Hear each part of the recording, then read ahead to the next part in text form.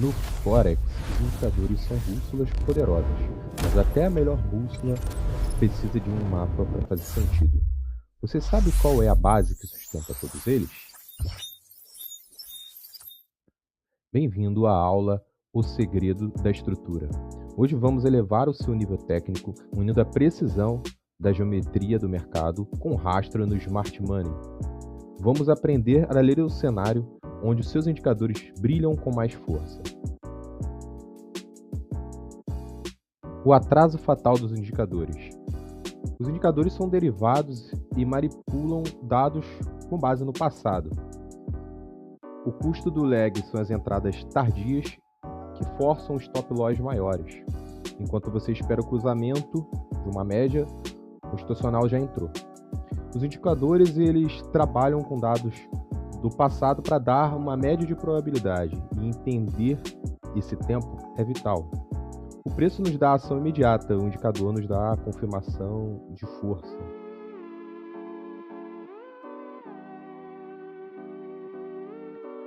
E entender a estrutura do preço é o coração do mercado. Na filosofia Naked, onde o preço sempre é o rei, o Price Action é a única fonte de dados em tempo real. E ele respira em ciclos, momentos de acumulação onde a energia é guardada e momentos de expansão, onde o objetivo é identificar essa respiração para você conseguir ter clareza no seu setup e capturar essa explosão.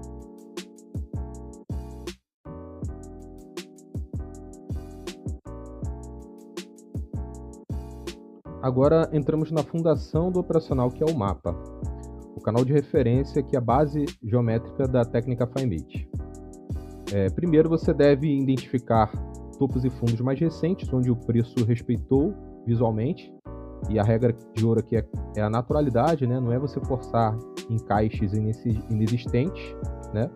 E para garantir essa precisão, a gente aplica a regra do meio termo, né?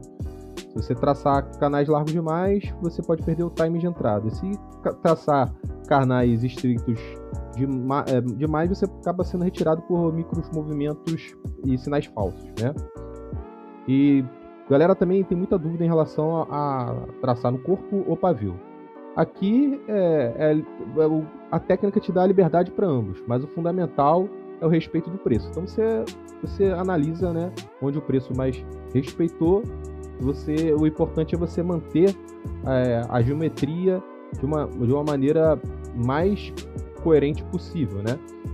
Porque, lembrando, né, esse canal matematicamente é fundamental, né? Ele que vai servir de parâmetro de medida para projeção dos take profits. Então, você tem que buscar algo que é a naturalidade. E o segredo dessa naturalidade é baseado em uma estrutura. O canal de referência sempre vai seguir a tendência atual, enquanto a zona neutra é o canal contrário a esse movimento. E a matemática aqui acaba sendo que exata, né? A altura do canal desse canal deve ser idêntica ao da zona neutra, buscando sempre a simetria perfeita. Só operamos o rompimento do canal de referência a favor da tendência, né? Ou a reversão após perder os dois níveis da zona neutra. E o gatilho para nós operarmos esse rompimento, sempre a gente vai buscar dessa forma. O segredo está na paciência, galera. Tendo paciência não é paciência e precisão no traçado, entendeu? Se você souber esperar, vai dar certo. Passo 2. O rastro do dinheiro. O rompimento precisa de intenção e assinatura institucional. Quando o preço ele decide se mover, de fato, ele deixa o rastro, que é o deslocamento, ou displacement. São candles com corpo e intenção que rompem essa estrutura do canal e mostram que o dinheiro institucional entrou em jogo. Aqui temos dois exemplos, um exemplo de rompimento fraco e um exemplo de deslocamento. Esse movimento forte de deslocamento muitas das vezes deixam vácuos, que são ineficiências, onde nós chamamos de fair value gaps. Eles funcionam como ímãs de liquidez, o mercado tende a voltar para equilibrar essas zonas antes de continuar a tendência. O algoritmo traz o preço de volta para preencher esses vácuos. E aqui nós temos um exemplo prático aqui de 3 candles, um trio de candles, onde ficou um vácuo entre o primeiro e o terceiro candle. Order block. O que é um order block? O order block é uma pegada deixada pelos bancos.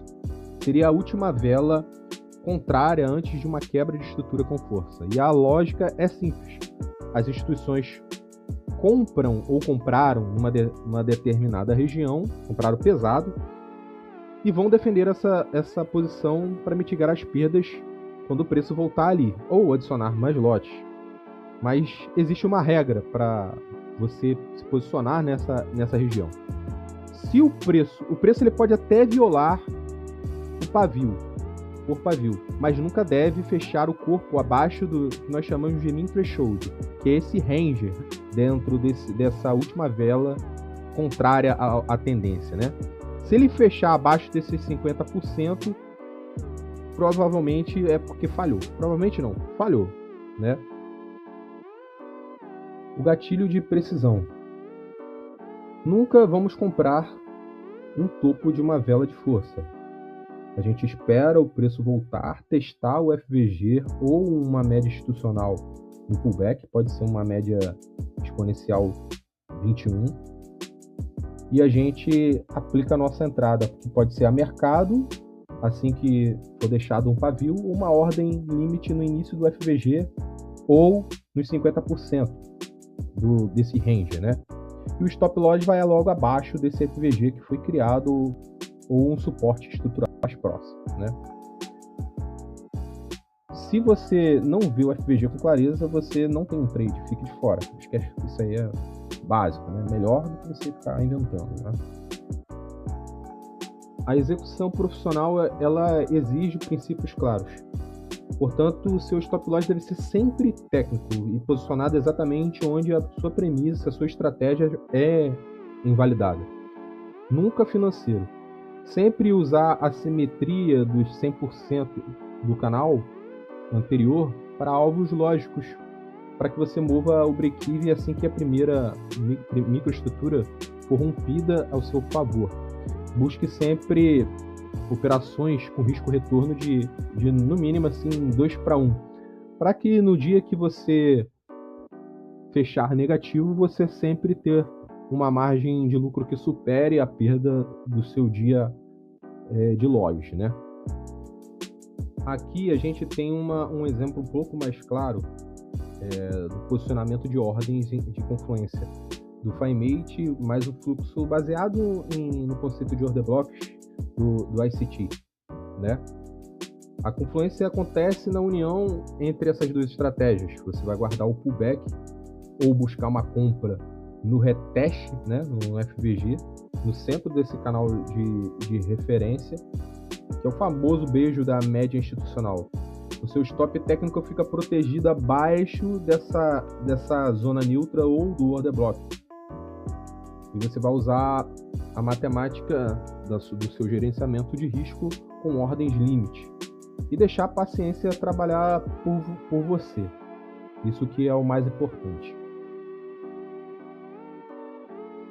Bem, pessoal, concluindo a nossa aula, o mais importante é você entender que nós precisamos ter uma mente blindada para poder conseguir sobreviver e lucrar no mercado de forex. Nunca arriscar mais do que 1 ou a 2% do seu capital em um único dia ou em um único trade.